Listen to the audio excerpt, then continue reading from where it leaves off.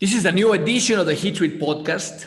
Today we have my personal friend, I believe the Heat Treat influencer, Gord Montgomery. How's it going, Gord, all the way from Canada? You know what? It's going great, Carlos, and I really appreciate the kind words. And I do feel the same. I would consider you a good personal friend. Gord, I believe you're in a weird spot right now because you're actually the one that asks the questions and posts the stuff. And today I'll be asking the questions and you'll be answering back. I've been looking forward to this. I got to confess. Yeah. How long have you been interviewing people for the heat treat industry? You know what, Carlos? It must go back. Holy moly, 15 years now, maybe. 15 years now.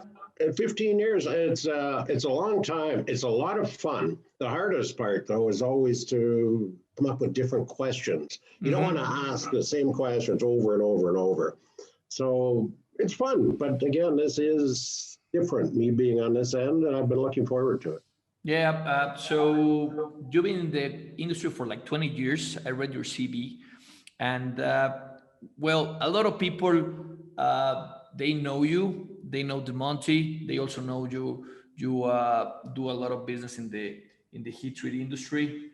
You rep some of the companies, but they don't know how things started, right? So could you just give us you tell the story how you started in the business?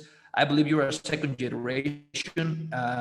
Your father was already involved in the business, and now you have a family-owned business, and your son Jordan as well, and Dale, your wife, is also involved. But that took 20 years. So can you just explain to us how did you start in the heat treat industry, and where things switched to or turn, and where did you get the idea to start the Monty on the .com era, right? I would really like to ask you about that. You know what, Carlos, I'd love to, being a salesman, I love to talk about myself and I love to talk about the industry. So very briefly, my dad was a mechanical engineer by background, ran a division of Union Carbide. This is a long time ago. And I still remember this, the plant that he had did have some heat treating in-house. He eventually parted ways with Union Carbide and started up a small rep business. That was 1969 to be exact. And basically what he was doing is what I continue to do. He's a manufacturer's rep. So he sold for companies such as PIFCO. It's a long time ago now, Carlos, but there was PIFCO, there was Marathon Monitors. Very first company he started with was Alloy Engineering. Anyway, he did that for quite a number of years. When I was in my early 20s, I was at loose ends a little bit. So I wasn't quite sure what I wanted to do. I actually was a ski instructor as my background for this. He convinced me to start working with him. And my idea at the time was I thought, oh man, I don't want to be a salesman. I mean, I don't think anybody wants to be a salesman, but he convinced me. So I was about 21, 22 when I started working. Which year was this? 1980? Oh, that'd be about right. That's about right, Carlos. Yeah, I'd have to do the math a little bit, but that's about right. So I started working with them as a manufacturer's rep, so selling new heat treating equipment in Canada, little bits in the States also. Went along like that. It gave me, you know what, I realized one day that because of the size of this territory, Canada, my income was only going to get to a certain level. So I started looking around for different ways of making money. I thought about being a distributor for catalysts like the Duffys, all these different ideas. Finally, I thought, why don't I do what I've always done? I'm going to sell used equipment, but I'm going to sell it on consignment rather than buying and reselling, sell it on consignment. So basically a rep for used equipment. And that was 1996, 97, somewhere around there. Anyway, but I needed to be able to get customers into the store. I needed a hook. I needed some way to get people to come and look at the used equipment I had. And the hook was Monty Heat Treat News. So that's really why this whole thing came about. So I came up with this little teeny tiny newsletter. It was 1.5 pages, Carlos. I still remember that. And that's how it started. And we stumbled along like that for a couple of years, slowly getting bigger. And then all of a sudden, exponentially, it's the power of the internet. It started growing, and somebody came along and said, Gord, how much do you charge for advertising? Well, I kind of mumbled and, hummed and hawed and said, well, I don't know, $100 a month for an ad. Anyway, cut a long story short, that was 1997. We started the magazine and the website. It's kind of grown since then. It's been so much fun. Anybody that ever asked me, I always say the same thing. This has been so much fun. I get to meet people like you. I make new friends. I get to travel. It has been fun. So basically, that's how all of this evolved. We're still manufacturers reps, but we also have, obviously, the magazine and the website. And speaking of that, you're still active selling for companies in the heat treat industry, right? You're still repping, and you got the Monty. So they're two separate businesses, right? They are very effectively, and I try effectively two businesses, and I kind of selling for this company, but I really make sure or try to make sure that on the website and the magazine, I'm not talking about the companies I'm selling for. I try extremely hard to keep it unbiased. Yeah, so that's a balance, right? You have to keep everything separated, right? Your repping company and the Monty, because they can collide in a specific X. Well, exactly. I got to confess, from time to time, I'll have a news item about somebody or some company that I don't have the closest relationship with. But at the end of the day, I always look at it and I say, no, Gord, you got to do this. You have to be unbiased here. So you consider yourself more of a salesman or more of a communicator? I consider myself a salesman, but you know what the most fun of all is, Carl? I should have been a newspaper reporter is what I should have. Totally. Oh, I love that part. I could just picture, coming up with the scandals and talking about them. But I'm a salesman. I'm a salesman at heart, is what it comes to. So your passion is selling, right? Yes. Okay. Well, but by having this platform, the Monty, this web page, you were able to get a lot of people's attraction, right? You got their attention. People were actually calling you to see if they could advertise. I'm pretty sure, because I've done it. Whenever there's something that you would like to promote or maybe talk about your company, I'll email things to you, right? So you can post it, right? So how much of the time is people actually sending you stuff, and how much do you actually research? I mean, is the information flowing to you, or you also have to be fishing? Both.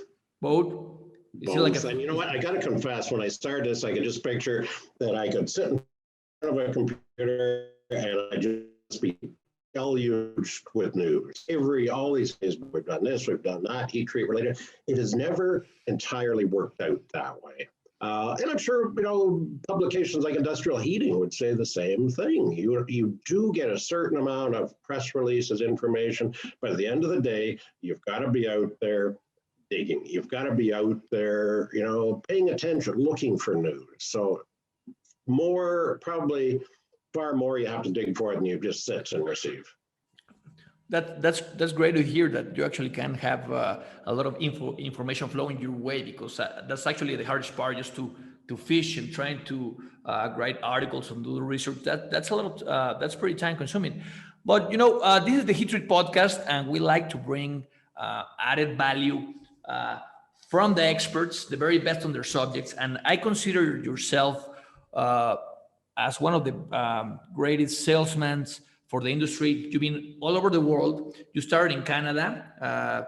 I believe you were based in Toronto from the beginning. That's correct. Okay, you were based in Toronto. Of course, I assume that you grow your customers' portfolio to the States, but you've been all over the world on heat treats, on sponsored trips, on sales missions, on shows, right? So what you did was that you opened a platform in order to give you access to many companies and meet a lot of people. And you are very close friend with many big guys on the industry, many big CEOs. You have direct access to them because you're the head of this, and you started as a rep, right? Those are riches that not many rep has. I mean, I seen that you talk to guys like Stephen Harris from Body Code, which is like the main guy. You talk directly with uh, John Hubbard or other very big guys. And a lot of reps, they don't have this reach. I mean, you are the guy that is actually able just to send an email and get a reply. Are you aware that not many people has this level of reach? I guess I am, Carlos, but you got to be real careful with that, is what it comes down to. You are right. I mean, Stephen Harris, I've been lucky enough to meet him 2 or 3 times, spoken to him a couple of times. But you got to be real careful, as you know, in sales, there's a boundary between friendship and business, and you've always got to be careful not to trespass on some of these relationships. You can't say, "Hey, Carlos, let's go out and have a couple of beer." And oh, and by the way, when we get out there, I'm going to give you a sales pitch for now. You can't do that. So, but I guess yes, I have been lucky enough to get to know these people. You always got to be careful. There's boundaries. Yeah, and but speaking of which, your passion is sales. For sure, you know how to sales stuff because I have seen you in action myself. We've been in the same meeting room with customers, and the added value we're gonna give here on the episode, it's on sales, right? How do you approach the customer? You have to have technical knowledge of the process, technical knowledge of the machine, of course, relationships at plant level, at corporate level. You gotta have a very good relation with the suppliers. That is actually the company you're repping for, right? Explain to us that process. Whenever you sell, because you are not a direct employee of OEM company, right? You're repping a company. How do you? You don't do it anymore, but you once told me in the 1980s or 1990s that you had to drive there, knock on the door of a plant, and say, "Hey, can I talk to purchasing?" If somebody else will do that today, I believe the security guard will go like, is that the way you're doing this? So how things have evolved, how things were back in the days, and I can talk about that for hours, but I know we don't have hours, Carlos. So I'll try and keep it reasonably short. It has definitely changed. I can remember when I first started this. I remember this was 40 years ago. You would go around, you'd go to the plants, you'd knock on the door, and you'd say, "Excuse me, could I talk to the purchasing agent?" And most of the time, they would come out and see you. Well, those days, as you mentioned, are long gone now. Everything has changed. One thing which I really miss is, and this is partly COVID also, there's not as much personal communication anymore. It's a shame. And I always remember talking to, it's one of the top CEOs, the CEO of one of the largest furnace manufacturers. And he said, "Gord, our criteria, our general guideline is if the prospective customer is under 40, you text them, you email. If they're over 40, you pick up the phone and call them." Well, guess what, Carlos? I'm of the older school. I like picking up a phone and talking to people. I like, seeing them in person. But that's changing. And I really think that COVID is accelerating this whole trend away from person to person. It's good and it's bad. It's so much more efficient in some ways, but you're losing that individual contact, which is a shame. By the way, I do laugh. One thing which has changed, I can remember 30 years ago, you go out for lunch, and it was pretty well standard practice. You'd have a couple of drinks. I can't remember the last time I ever had a drink at lunch with a customer. And probably it's a good thing, but it built the trust and the relationship. Yeah. You know what? One thing which I'll say, there's 2 people that I think of as the best salesman I ever met in my life. One is Ed Spohl. He retired a few years ago. He was a rep in the Northeast. The other one, unfortunately, he passed away fairly recently, was John Hanson, a rep up in Michigan. Both were extremely successful because both were very likable, extremely likable. But while they were likable, they were also efficient. I mean, they could just switch on a dime from, the back, slap you on the back, tell you a joke sort of thing, to being professional, getting job done, getting quotes out. And those 2 individuals were the ones that best salesmen I've ever met in my life, both of them. So things have changed. And as I say, the COVID thing it's really accelerated this trend away from person-to-person visits. And I'm quite frankly, I'm quite worried that we're never going to get back to where we were before. I'm wondering whether we're seeing the last generation of Eat Treat reps, independent reps. I hope that's not the case, Carlos, but have people become too comfortable with Zoom meetings? Maybe. I'm very comfortable with Zoom meetings. That's how it's pretty efficient because well, it is and not, but when you're a sales guy, you have to travel sometimes 4 hours just for an hour long meeting, right? Back and forth. So those are 8 hours on the road, right? Mm-hmm. And now with the videos and virtual tours and 3D drawings, you name it, they can send you a picture of a furnace or a spare or a process or a variable or a broken probe, you name it, or how they're doing their survey, and you don't have the need actually to go and take a look at the probe, right? So that's technology flowing really, really fast, right? Because the excuse to go and visit somebody was you as an expert, right?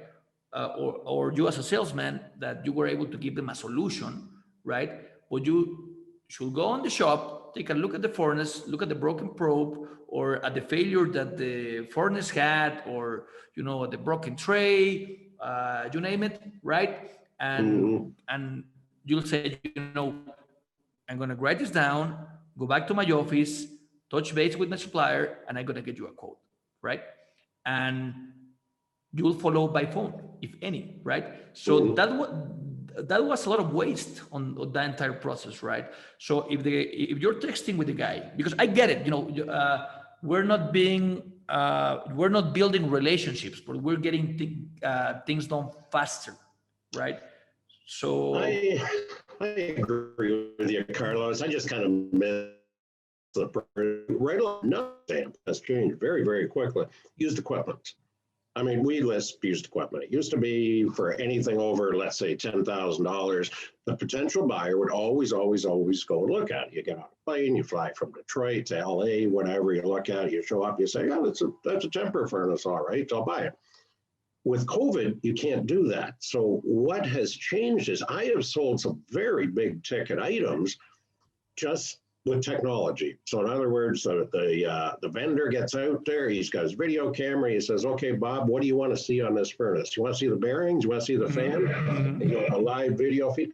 And you know what? And obviously this is not just me, it's everybody for you. Everybody's doing that. That's been successful. And I have so far, every single case where people have bought basically sight unseen, it's been a good experience. So it's that, you're right, and that saves so much time and money, and it is a far better way of doing it. It is, but the downside of this is building the relationship and getting the trust, because when you support a customer, you were on the shop with him for many hours, taking a look of how the load went in and out, quenched, I don't know.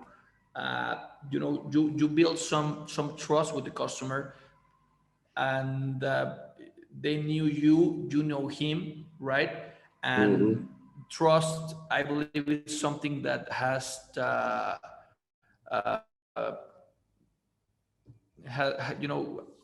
don't want to call it decreased on business transactions, because right now everybody can send a quote by email, and sometimes you don't even talk to the guy, and the system will send you the PO, right? So there's a bunch of Chinese companies from India, that they're just sending quotes on prices, and if a purchasing guy just gets a hold of the quote, I mean, they can even compare you with that. So what's your approach on that? I mean, when big corporations get so much with that human touch, that they'll just send you a scope, you don't talk to anybody, and you just get the PO. What's your approach on that? That's automation, by the way. Yeah, You know what? It's in some ways it's a good thing. It is so much more efficient. There's no question about it. On the other side of the coin, I can think of a very large Canadian auto parts manufacturer out there. Oh, in charge of all the heat treat. He and I go back 40 years. I mean, we have been fairly close friends for the whole time. Because of that close relationship, he is always entirely open with me, and I am entirely open with him. I will say, buddy, this is not the best approach here. Don't do this. And because we've learned over the years that we trust each other, he listens to me, I listen to him. If he tells me, Gord, you're way out on this, or it's not design I want, I listen, I understand what he's saying. And you know what? So going back to what you're asking, when you're doing everything by email and text and so on, you lose that. You lose that trust, and it just makes everything a little bit slower. So it's the way the world is going. But again, you know what, Carlos, man, it is really hard to beat that close relationship that you have with people. It makes things go better. It makes things go more smoothly. So, speaking of which, so you were a heavy traveler. Since I met you, you've been in many places. I believe there wasn't a month where you were at home, right? Mm-hmm. And last year you told me actually that your last international trip was to Mexico, where we met in February of 2020. Yeah, it was last right? March, Carlos, right? just over a year ago. You know, how have you changed your approach to sales? And do you miss being on airports that much, being on the road that much? You know, so... You know what, Carlos, the honest answer to that is, and I think every salesman that travels a lot will tell you the same thing, that they've got a love-hate relationship with this. Do I miss a Sleep 6 in Erie, Pennsylvania? I don't miss that in the slightest, and I apologize to the people in Erie, Pennsylvania. That I don't miss. And it was always the same. You know, I'd be in the office for 2 weeks, and I'd tell my wife, I got to get out of here. I'm going crazy. 2 weeks on the road, I'd be going, oh, I want to go home. I'm never traveling again.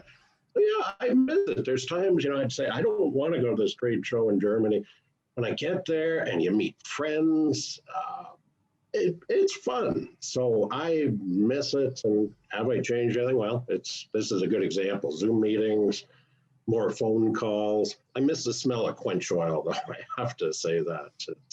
I miss the heat, the smoke sometimes. So I tell you what I'm afraid about. If you've been to many heat treat shops and many companies, and you met a bunch of different purchasing guys, maintenance guys, project guys, right? And you have been in their floor and you have seen their application while you were traveling, and you have seen the problem. You have seen as well the solution to those problems. You have seen different methods of how a similar problem is solved, right? The new generation of technicians or salesmen, they won't get the same education that you did while you were on the road, because they're not allowed to be on their shops, or companies don't have that open door policy that they used to have. So, for example, a guy that is just gonna enter on sales on this industry, he got hired, let's say 2019, maybe he hasn't been on a heat treat shop floor, right? Or he maybe have seen only a few, so he won't get the same expertise that you did, because he has been exposed to very little of the industry.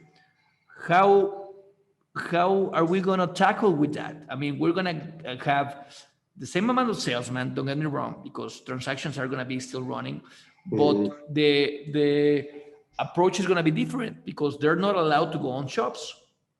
They're going to be experts on Zoom, but they won't have any idea of how a furnace looks and feels. Yeah, you know what, and that's a real shame, because you learn so much from that. There's a fellow, he ran body coats in Europe for many years, Jan Elwert. Very nice guy, extremely knowledgeable. And I remember him telling me that he could go into a plant, a commercial heat treat plant, and he said within 5 minutes, he could tell you whether the place was making money or not. And he said, Gord, I didn't have to look at the books. He said, you could just tell, you get a feel for it, the dynamics.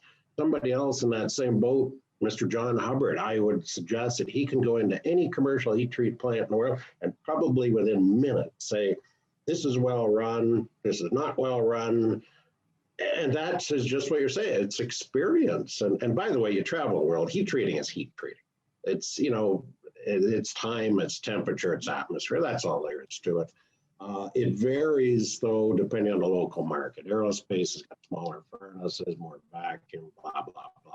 But anyway, yeah, it's a shame. It's a shame, Carlos, because that without seeing all these different shops, you're missing out on an awful lot. So what's your experience in Canada? Are companies asking you not to visit them? Yes. Okay, so they're Yeah, saying if you could send the paperwork and have a phone call and send me the code by email, that's all I need. What's happening exactly is that people are preferring to do things by email and by phone and everything else. However, I'm still making sales calls, just not as much. Sometimes it is really important. Other times, it's a good friend. He says, Gord, come on, let's just go out, we'll get a coffee and we'll wear a mask and everything. So yes, there are less visits, but there still are some. And you're a perfect example of regionalization because you live in Canada. Your territory is mainly around Toronto, right? But I remember once you were in Brazil and you've been in Asia. Do you think your visits right now are gonna become closer to your home, less airports? What do you envision for yourself? I mean, you have a big reach on the media with the Monty. Everybody's sending you emails back and forth. But do you see yourself traveling back to Asia, to Brazil, to Colombia, even Mexico? I mean, in the short term. You know what, Carlos? I got one shot, the AstraZeneca or whatever, which requires two shots. So Right. I got the first one about 2 weeks ago. The second one, when I get that, I'm out of here. You're I'm out going here. someplace, any place. In fact, maybe you'll be the first one. I'm going to Mexico because, oh man, it's killing me not seeing it. You're very welcome here. You're very welcome here. Next Right. Tuesday. Next Tuesday, I'll Oh, be there. next week you got the shot. And I'm going to stay at your house. All right, got it. Okay. No, you know what, Carlos? No, you know what? It is something which I enjoy both for business and pleasure. Dale, and my wife Dale very well. Mm-hmm. She does kid me sometimes though. She said, why can't we be like normal people and we can go someplace and just sit on a beach? Why is it that we go to some beautiful place like Colombia and we don't just sit on the beaches and tour around? We got to see. Well, partly I really like doing that. So, but no, I am traveling as soon as I possibly can. And you are invited to, whenever you travel, to go and visit the location. How do you build the relationship traveling around the world for heat treat? I mean, it's a lot of people, right? But what have you seen in the industry that you believe it's quite different, right? Because our industry, it's not as sexy as the fashion industry or as fancy as the fintech or startups, right? So we are a bunch of guys talking about metals and quench oil and fire and you name it, right? Mhm. What's like the common denominator of a guy that wants to make relationships worldwide? I mean, I know that you have a bunch of friends in China, you have a bunch of friends in India, you have a bunch of good friends in Europe as well, in the States, and every culture is different, right? But what's the approach or what's the common denominator that you see in these guys? You know what, Carlos? It's a big industry in terms of money, of sheer dollars. It is. 20 billion, It's dollar wise. It's 20 billion, 100 billion. I don't even know what the numbers are. It doesn't really matter. However, having said that, it is an extremely close-knit industry. So you can go to a trade show in, Moscow. You're not going to Moscow. I've never been to Moscow. You go to that show and you start talking to people, and even people that you don't know, within a matter of minutes, you get talking, you realize that you've got 30, 40, 50 people in common. I can remember going to places like China the one time, and a fellow saying, do you know my good friend Dan McCurdy? Well, Dan, of course, was president of Body Coats in the U.S. for years. Well, I said, yes, I've known Dan for 30 years. So that's what always happens. You go to these places, and within minutes, you realize you're making your living by doing pretty much the same thing, heat treating, either selling the equipment, making the equipment. You realize that you've got a lot of friends in common. I can remember going to Germany a couple of years ago, and I went to the Institute, IWT, which is up in Bremen. Fascinating place, but there's a professor. I'd never met him before. We sit down, and he said, "You're from Canada." I said, "That's correct." He said, "You know my good buddy, Ryan Tierney." Well, I almost fell off my chair because Ryan's been in the heat treating industry for years, and he happens to be my neighbor. He lives 2 blocks away. So that's a perfect example about this big industry, and yet everybody knows everybody. And that's what makes it so much fun. And then you develop a relationship. I can remember going to China or India, and they showed me all these places. So I had great fun when they came, my friends from they came to Canada, showing them a little bit of Canada. So you start off with common stuff, and then you kind of expand the friendship. And again, it's because the industry is so small in terms of the number of people. So you've been in many shows, right? Russia, China, of course, United States, Europe, Mexico, right? Mm-hmm. Which is the best show to go to? The German ones. The German ones, but which one? German ones, they've got Thermtech or Cologne? I prefer Cologne because Therm process is so big. It's huge. It's huge. Yeah, it's overwhelming. It is. So Cologne, you say, will be the best to go? I find that to be an excellent show. Now, they're still debating about whether that's going to be live or virtual this year, and they're supposed to decide this month sometime. Virtual shows are not my thing. I tried it. Now, you better call the company. But so you're saying Cologne. Excellent show. And by the way, Carlos, just before we get away from that subject, what always strikes me as very odd. Of course, everything in Europe is smaller. There's more people, smaller area, and everything else. So everything is super expensive. More expensive, but the shows are the exception. The booths at those shows in Germany, France, those places. The booths are enormous, and the hospitality is mind-boggling. Everyone you go to. I've been to those. Okay. And we always have the benchmark of the shows in the US. They have a pretty, let's say, companies have like an okay booth, right? Some of them are fancy, right? But there are some smaller companies, and they just have like a table and a cardboard, and that's fine, right? That's totally acceptable. You go to Europe, and they bring the machine, and they fully automated, and they have models right on uniform serving you coffee and cookies, and they have like 4 different meeting rooms with guys on ties, and you go like, how can they afford this? Everybody's talking about cutting margins and getting discounts, and suddenly you see all of this abundance. Is that the way to call it? Abundance, right? Yeah. And I go like, I'd rather you give me a 10% of discount of my next purchase, and just cut the crap, right? But somebody told me that that's the way Europeans like to do it, because back in the days, and I don't know if I don't want to say that this is correct. I heard this a long time ago, that Europeans used to do these shows this way because Russians will fly there and they will actually close deals on shows, right? Mm-hmm. And Russians like bling bling, right? Back in the days, right? And there are very seldom deals that are closed on American shows, right? It's more about marketing and building relationships and networking.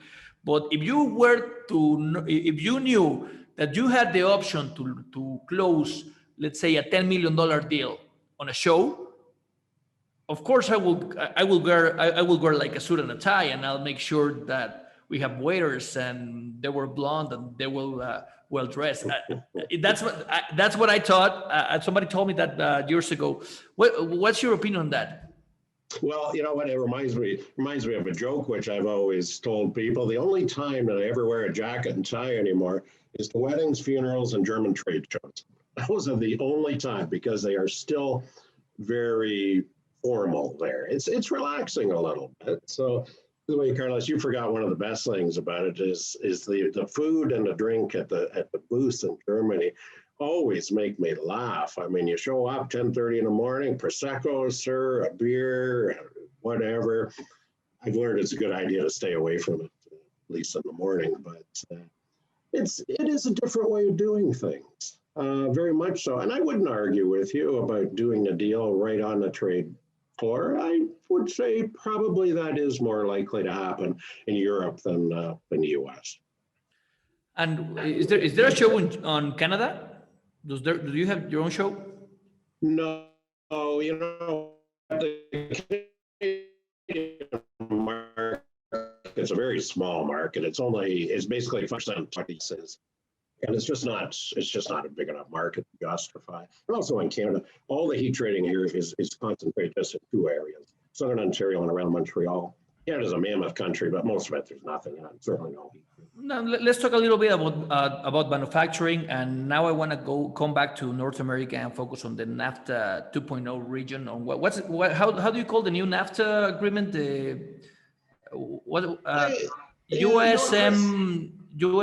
USMC, something like that. In Mexico we call it the TEMEC, right?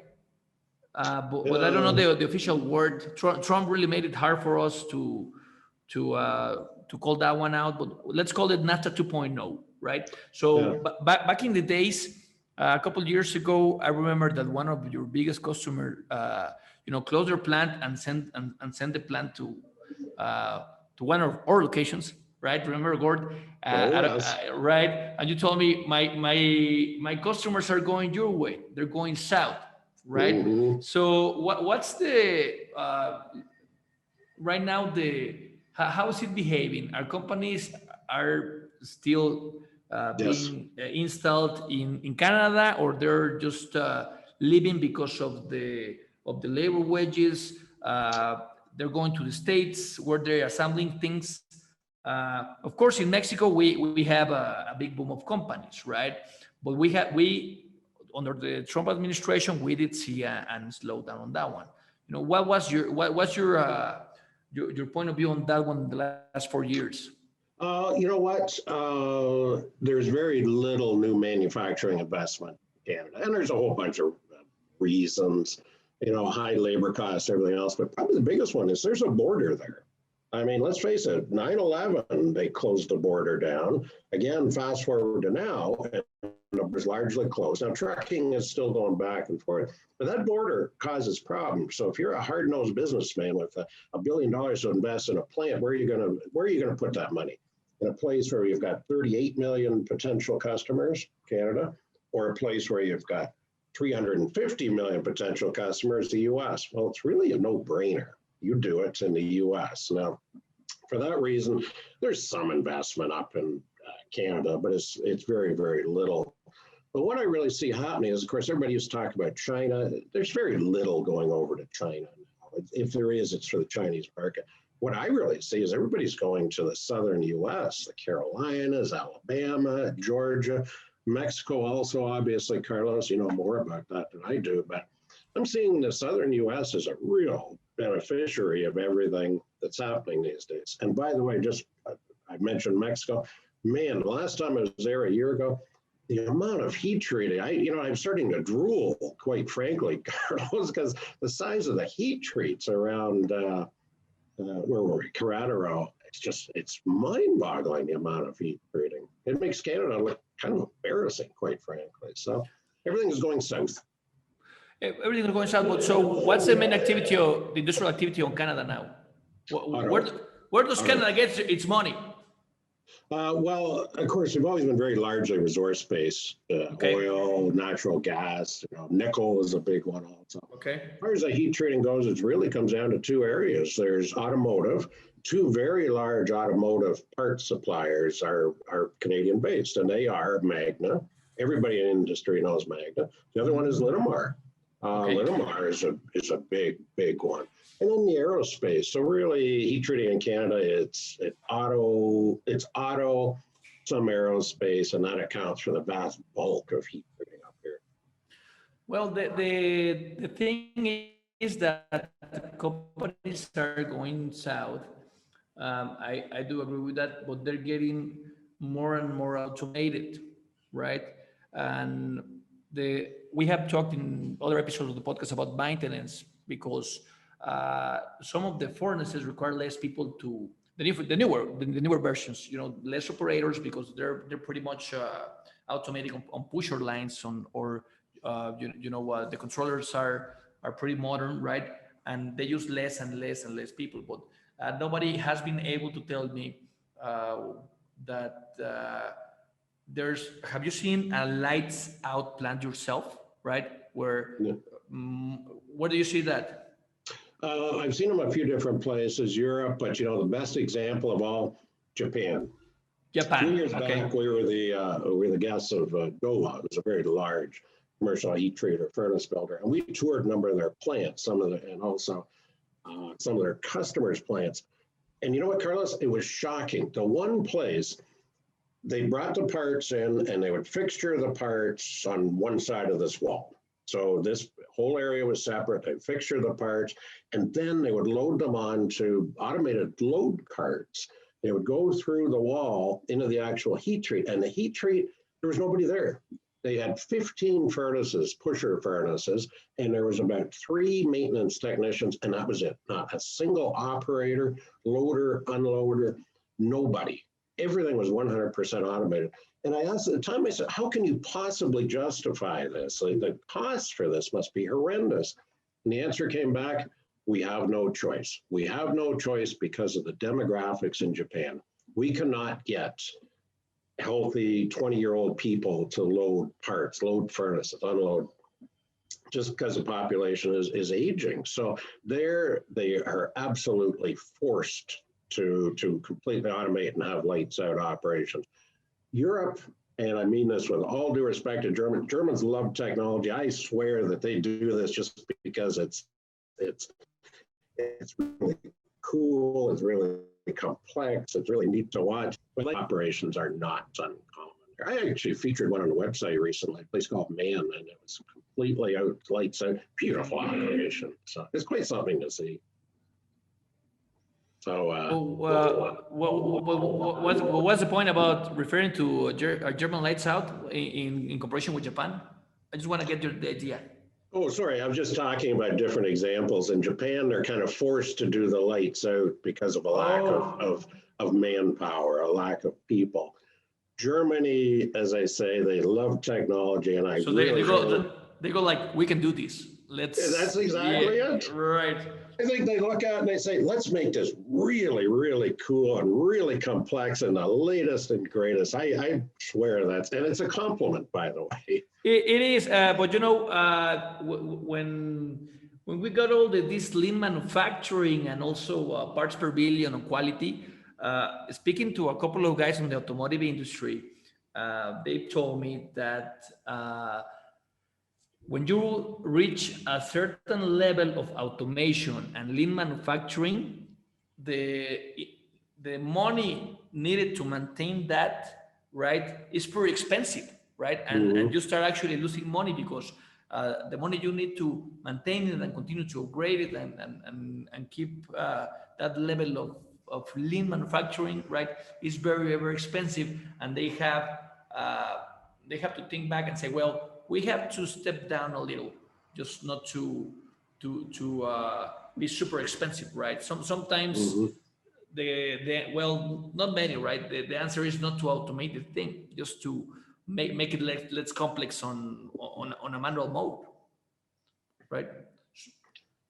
Well, it is it really all comes down to the product, whether lights out makes sense or not. If you're running fasteners, obviously it doesn't make it. But just talking about it, it's always fascinating to see how things are different in these different places, how the heat treating is heat treating, but it's the whole attitude, the approach to it changes depending on the country, depending on the local philosophy is what it comes down to. And I'm always surprised, Carlos, when I get to Mexico, and I see how much automation there is there. Because I would consider the plants I've seen in Mexico have a fairly high level of automation in the heat treat departments. And yet, supposedly, the reason people go to Mexico is it's, the labor rates are attractive. So it always seems very contradictory to me. It is, and that I believe that's a misconception of Mexico, because there's companies that are coming here, but they employ still a bunch of people because, but the level of automation is very high. It's not as high as Germany, right?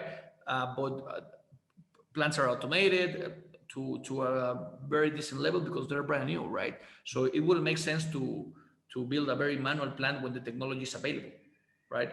But there's still the labor factor in the house, but they also need technicians, right?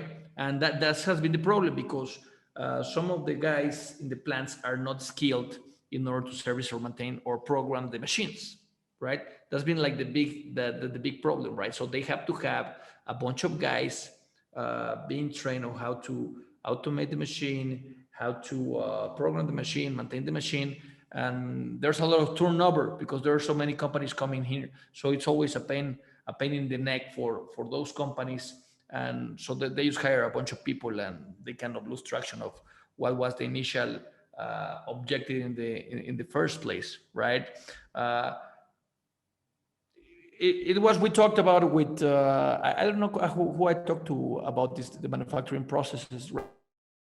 Whenever the US sent a bunch of their manufacturing to China, they lost a bunch of knowledge of the people that used to run the stuff. And now that they're getting the manufacturing back to the US, they have the know-how, right? The companies have the know-how, but they don't have the people with experience, with the experts on the machine. So that's kind of what we're seeing, right? So like your buddy from Japan told you, right?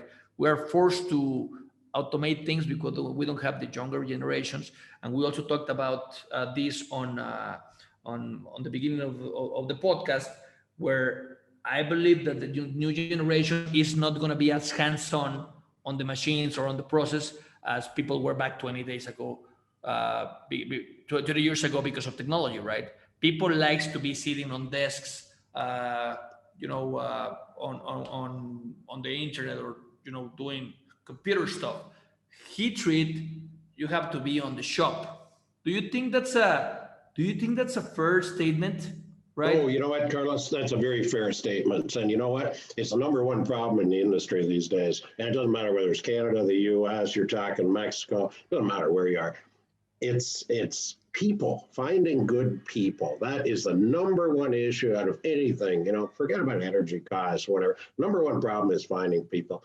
And you know what? And I can't blame people either. I mean, when I was about in my late teens, I worked at a commercial heat treat shop part-time for a little bit.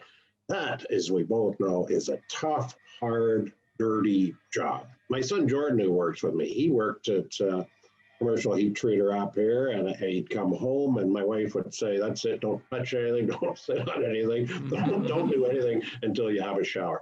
It's a tough way to make a living. So, and I don't blame people for wanting to sit in front of a computer and make lots of money. I admire the people that work, but we are. What do you think? What's your opinion on what should we do as an industry in order to keep the talent and bring the talent in? Now that we are fighting for talent with the startups and the fancy companies. I mean, everybody wants to work on Facebook or in Amazon or in Tesla or in SpaceX, right? But if they go like, would you like to be the general manager of the heat treat department of General Motors? I mean, that's a great job, right? Oh, yeah. Right. Yeah. The director of heat treat of, let's say, Toyota, right? That's a freaking opportunity for everybody, right? But they want to be, a project manager or for social media, for you name it, right? I mean, that's what a guy in high school is thinking, right? How can we fight for that talent? I don't have any good solutions, good, fast, short-term solutions.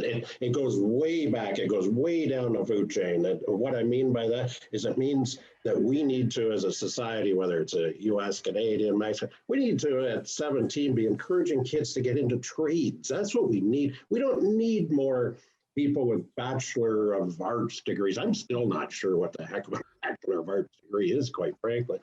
But you know what? That's where it needs to start. But whether that will happen or not, but we can kind of encourage our industry through the trade organizations. But you know what, Carlos, I don't have any good.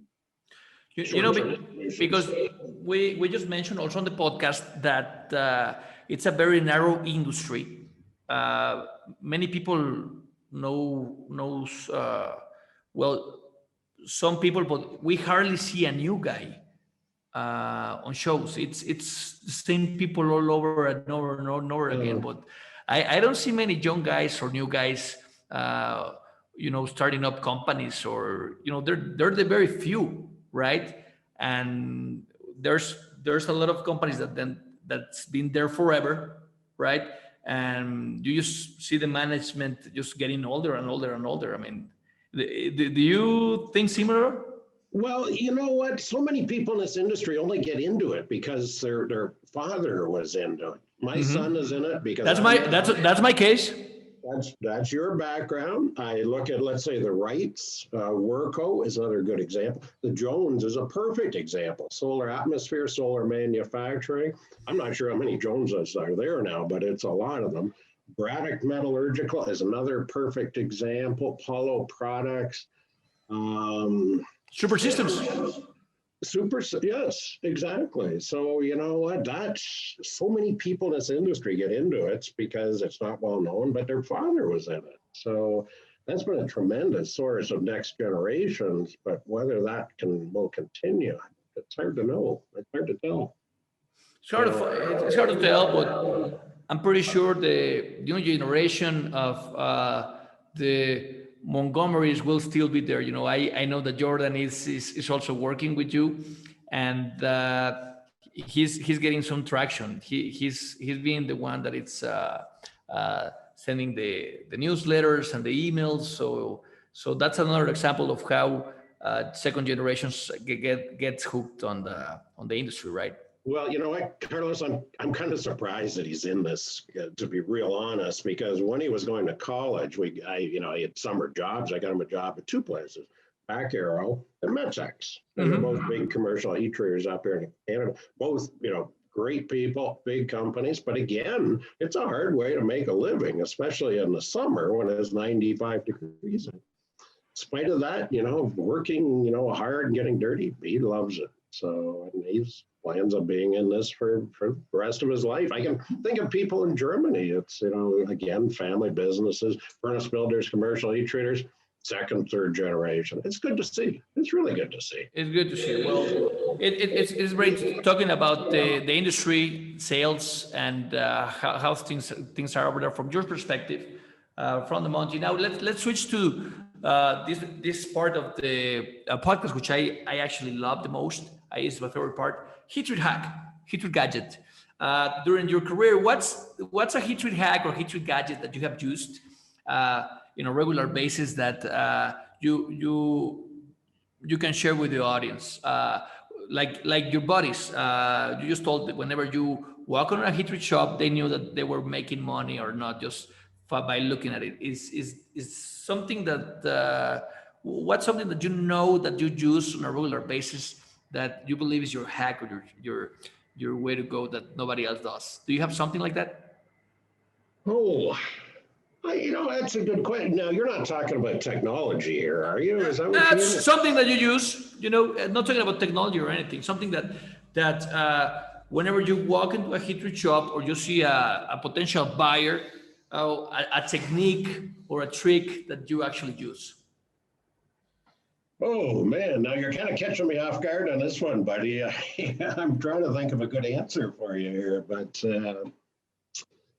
technology, that's one thing. I can think of a few things which have come out over the years, but that's not what you're really asking about.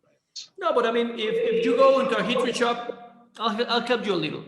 Whenever you walk into a plant, what are the first things that you start seeing or you start benchmarking? Oh, I'm not a lab guy, so I have little interest in labs, but I'd love to get out there and I love to see the furnace, how they're configured. You can tell a lot. So you walk in and you can see the places where they bought this furnace and put it there, and then a little bit later they bought this furnace. Then you see the ones that are really well organized, and everything is neatly in a line, close to loading doors, loading, unloading doors. One thing which I notice quite often in Germany and Europe, and I always get a kick out of this, is plants. Plants. Four plants, growing green plants. That's fairly common in some of the places in Germany. And actually, I've seen it for that matter in Mexico. Yeah. It would be unheard of largely in the U.S. But whenever I see windows and plants, it's a really silly thing, Carlos. But I always think, what a nice touch. This whole place looks brighter and cleaner. So I guess what I notice is the furnace layout, the configuration, the workflow.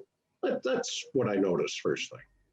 So you know that if the guy is making money or not, based on that, or you don't have that eye yet.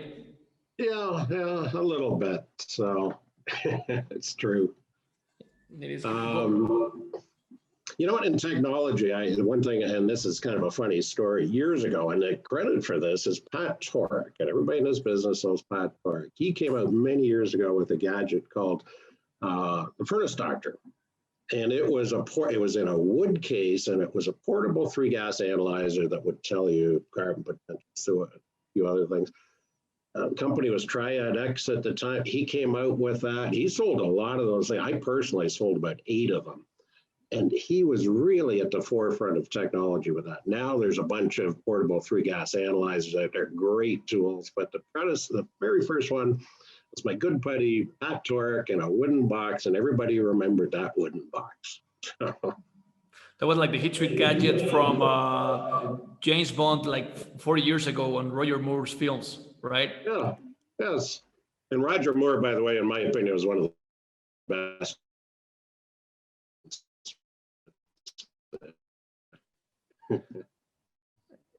You got it from Gord. Gord, it's been great talking to you about heat treating, especially from the sales standpoint, right? Of course, you've done a lot of business with selling furnaces and repping companies. A lot of people, you travel the world. So I believe your insight is very valuable. Thanks for sharing that, taking the moment to share that with the audience. And to conclude, how much time you said you have been in the industry? 40 years? You said you have been 40 years? I hate to say this, Carlos, because it's 42 years. 42 years. You have a list of the most influential people of the Monty. I made it there. I barely made it there. But you know what? I didn't see you there. And I believe you are very influential because you comment every day. You have a lot of visitors. You have a bunch of views. People ask you for stuff. I know they ask you if you know this guy and what you think about this guy or this company. I'm pretty sure that happens to you. So I believe you are also a very influential, person in the industry, right? And I don't see you on that list, right? So no, come on, Carlos. I can't put myself on the list. I know, but my point is that you are also very influential, right? Right? You met a lot of people. You communicate every day. Heat treat news.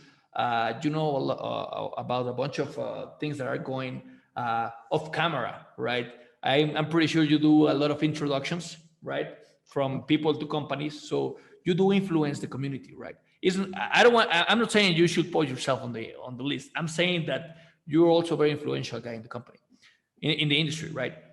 Which is true, right? And I appreciate it. I appreciate you saying that. Respect from this side to yours. And 40 years, very influential. What's something, just to conclude the show, something that you would like to share with the new generation of heat treat time and meet John Gord at the age of 20, right? What will you advise to your younger self?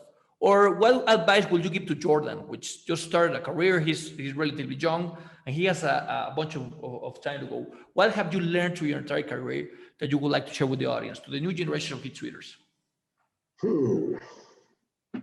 Again, it's an interesting question. Now I can understand why people always get annoyed when I say make some predictions about the industry. And everybody says, well, I don't have a crystal ball. I want to say the same thing, Carlos, but I'm not going to say that. So I guess one of the main things is when it comes down to equipment and selecting equipment, it is absolutely crucial that the equipment is sized correctly. I mean, the recipe for going broke, either as a captive commercial heat treater or a commercial, is running equipment which isn't fully utilized, which is not full all the time. That is a recipe for absolute disaster. So I guess we're looking at it from a technology standpoint. One of the main things is when you're getting furnaces, you size the furnaces for what your current demands are and what your future demands are going to be. That's probably the first thing, that I would suggest. That takes a lot of experience to size a furnace. Because Joe and I had a very good friend in common that passed away, Bernie Perry. I'm talking about Mr. Perry, one of the speaking about Roger Moore, right? He was like a real James Bond, Bernie. He was great at sizing furnaces, and I don't know if you ever had this conversation with him, but he used to tell that was like the most difficult thing to do. That requires a lot of experience and process knowledge and furnace knowledge as well, because if you sized the furnace incorrectly, either you lose a lot of money because you have an open furnace, or you cannot get enough production out of that furnace and you have to buy a new one, right? So people think sizing a furnace is easy. It is not. There's a lot of variables that you have to take in consideration. Is that what you're saying? Did I understand correctly? Yeah, that's a good way to put it. Now, actually, that kind of jogged my memory about another little story. There's a captive heat treater up here in Canada, Auto Parts. They've got 25 batch IQs in a row, 36, 48, 36. It's really impressive to see. You stand there and you look along this long line of batch furnaces. When they were starting to put that installation in, the fellow in charge said, Gord, I'm going to go batch furnace. And I said, why? You've got large volume auto parts. Why not pushers? We all know the price per pound is cheaper. And and I've never forgotten this, his answer at the time was they're not flexible. He said, because our volumes, these programs, they go up, they go down, they according to demand, programs ramping up or down. He said, these give me flexibility. He said, volumes drop, shut down half of my furnaces, really doesn't cost me anything. He said, I can't do that with a pusher furnace.